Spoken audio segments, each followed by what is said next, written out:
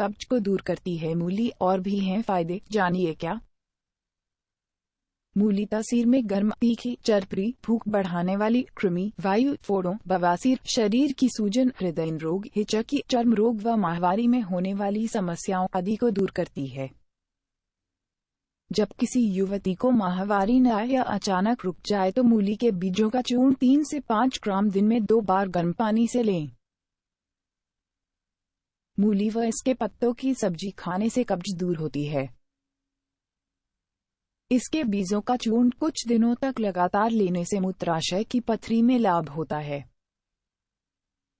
मूत्र त्याग में कष्ट, जलन और कमी हो तो इसके पत्तों सहित तैयार रस पीने से लाभ होता है। कच्ची मूली खाने से खूनी बवासीर में फायदा होता है। मूली के रस में काला या सेंधा नमक और काली मिर्च मिलाकर पीने से पेट का दर्द दूर होता है। मूली में एंटीबैक्टीरियल गुण पाए जाते हैं जो कई बीमारियों के होने संभावना कम कर देते हैं। मूली खाने से सर्दी जुकाम जैसे रोग नहीं होते हैं, लेकिन मूली सुबह और दिन में खानी चाहिए, तभी इसका फायदा ज्यादा होगा। मूली खाने से ब्लड प्रेशर को कंट्रोल किया जा सकता है। इसमें भरपूर मात्रा में पोटेशियम होता है। मूली में एक खास तरह का एंटी हाइपरटेंसिव तत्व भी पाया जाता है जो हाई ब्लड प्रेशर को कंट्रोल करने में मददगार साबित होता है।